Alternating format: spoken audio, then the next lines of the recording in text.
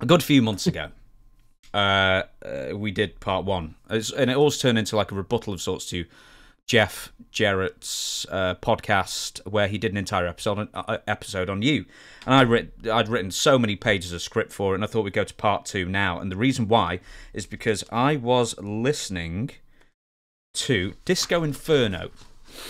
Now, this was a clip a few months ago where someone had written in and said, hey, Dutch has buried you on our show, which he hadn't. And essentially, that I had buried Disco? Yes. Now, this was just someone trying to stir up nonsense here, because you basically walked into a meeting and was in a bad mood, and Disco said something, and you blew up at him, and then you left the room. Yeah. So, anyway, that sort of led me on to listening to the entire clip, and he mentions that you and he both used to vent your frustrations out at Jeff Jarrett over the positioning of the cameras for backstage vignettes. Now, you and Disco argued that the fans have now accepted that cameras are in the backstage and basically wrestlers act in front of them without acknowledging the camera. And Jeff Jarrett always wanted to have an explanation for why the camera was there.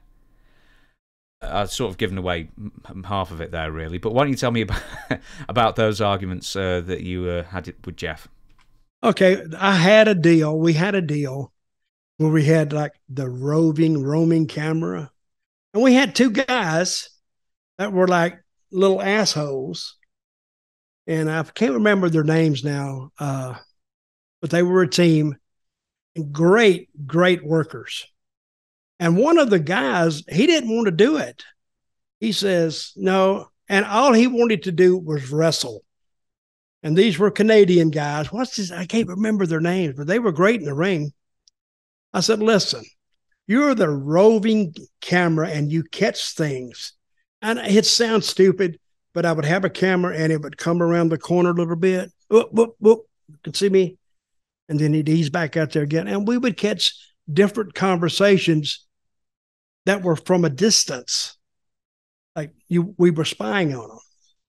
And Jeff's point, and he had a good point. Why would a camera do that? Why would we put it on the show? And it's like anything else. Why would you? It's like arguing, why do we wrestle? People can see sometimes we're not killing each other or trying to hurt each other.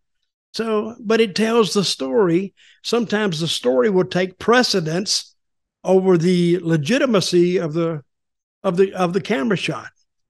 And he was picking up something that maybe he shouldn't have picked up. And yeah, we'd have a big debate on it. And then I said, well, let's try it. And we tried it. Guess what? We didn't have a big revolution. People said, oh, that's bullshit. I'm not watching that shit again, because I don't think people watch wrestling to critique it. They watch it to be entertained.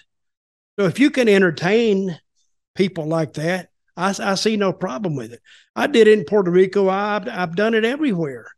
But yeah, it told a great story. Sometimes I see things like on the street. Why don't the cameraman help out? But you're watching it like an observer. And yeah, there was a lot of debate about that.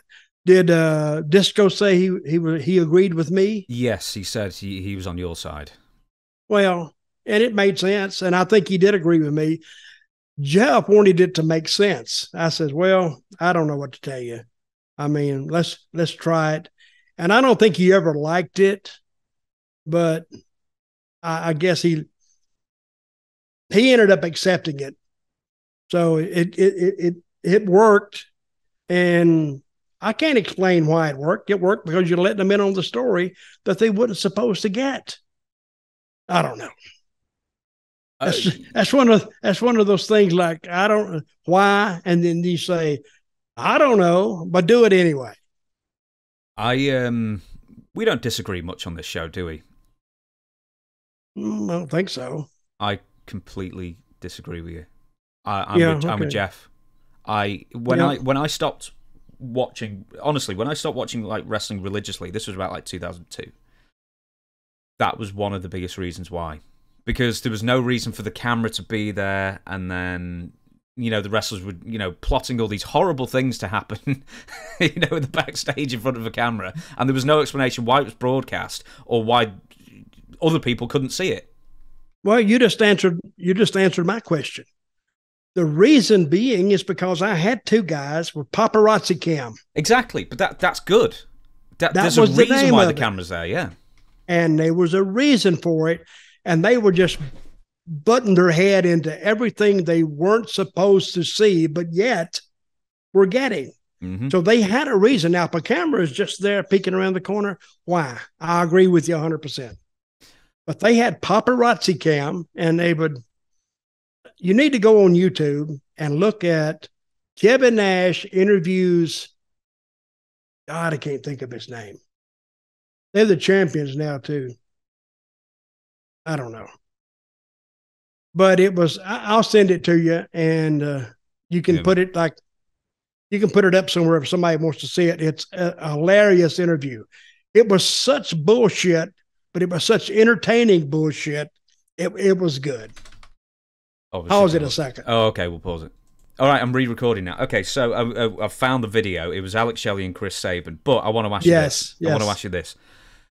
Right. You were in WWE in the mid-2010s, and by this time it was fully entrenched that basically you acted out stuff backstage and ignored the camera completely, and there was no reason for the camera to be there. Did you ever get comfortable with that? Because basically you're just now an actor. Well, with paparazzi cam, I did, because they always had they had their own story, and their story was trying to get this and trying to get that and trying to get behind the scenes. They were bringing behind the scenes to the fans because they thought that's what the fans deserved. But there was a story there. They had their own story. Now, if a camera just shows up unannounced, just there, why would they do it? I'm agreeing with you.